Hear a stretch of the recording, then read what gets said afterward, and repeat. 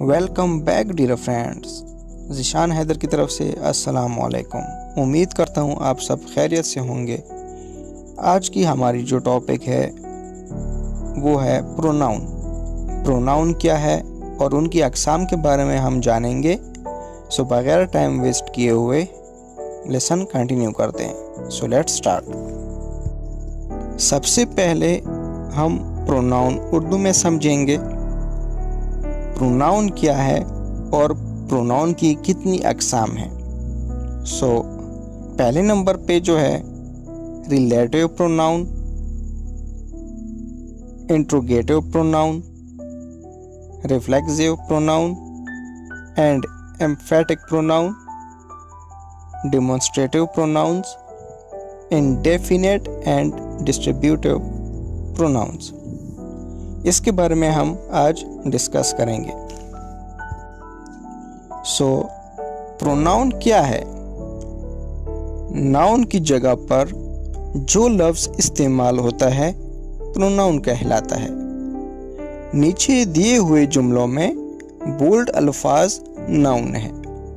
इसी पैराग्राफ में अगर इसी नाउन का दोबारा तस्करा करना हो तो नाउन की जगह दूसरा लफ्ज़ इस्तेमाल होता है जो प्रोनाउन होता है। इन जुमलों में अंडरलाइन अल्फाज प्रोनाउन है।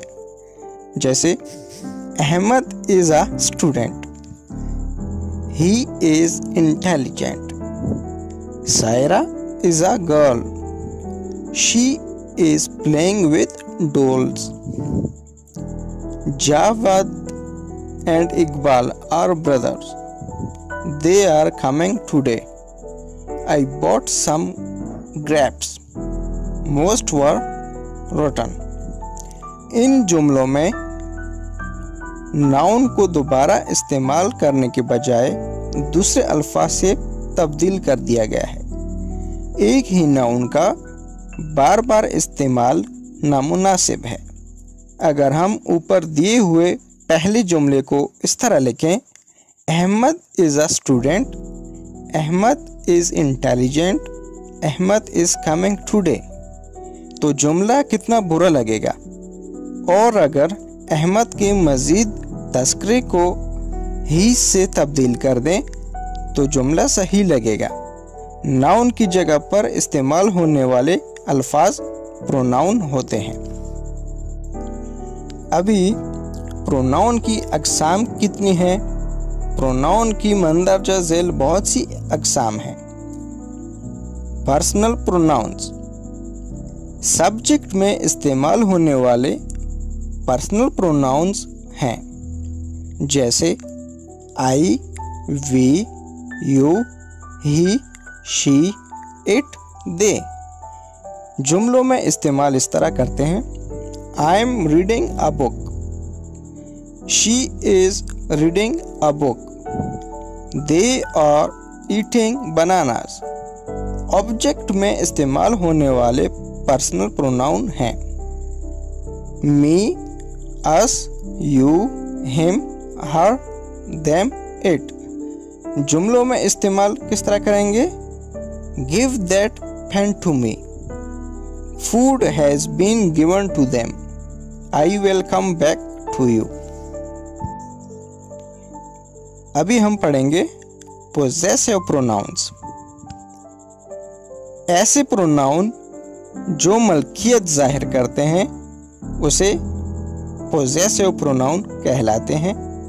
जैसे mines, its, theirs, hers, his, yours, ores.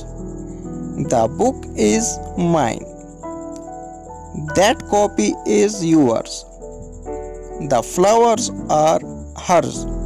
ये याद रखें कि जिन पॉजेसिव प्रोनाउन के आखिर में एस होता है, एस से पहले एप्स्ट्रोफी कॉमा की इलामत इस्तेमाल नहीं होती है। अब बारी है रिलेटिव प्रोनाउंस की। ऐसे प्रोनाउंस जो किसी शख्स या चीज़ से निस्बत जाहिर करें उसे रिलेटिव प्रोनाउन कहलाते हैं। जैसे that, which, who, whom, whose, whoever, whichever, whatever. Whoever wins the race will get a prize.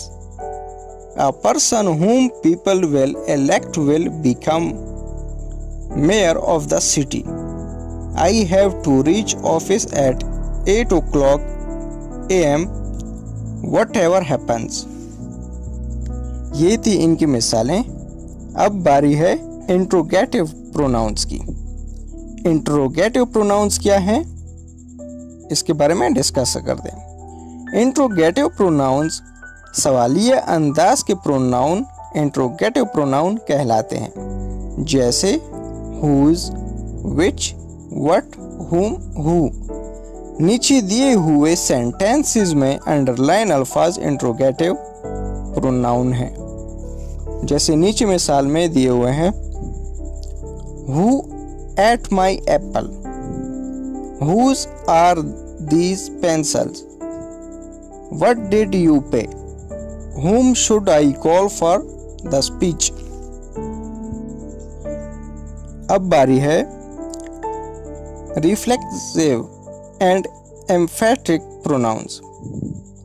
जिसके बारे में बात की जा रही हो उसी की तरफ इशारा करने वाले प्रोनाउन को रिफ्लेक्सिव प्रोनाउन कहते हैं, जैसे herself, himself, yourself, ourselves, myselves, itselves, themselves. नीचे दिए हुए जुमलों में अंडरलाइन अल्फाज रिफ्लेक्सिव प्रोनाउन हैं, जैसे we have to clean the area ourselves. Aslam will buy the ticket himself. I will lead the team myself. Reflexive pronoun ही emphatic pronoun बन जाते हैं जब इनमें जोर देने का आंसर शामिल हो जाता है।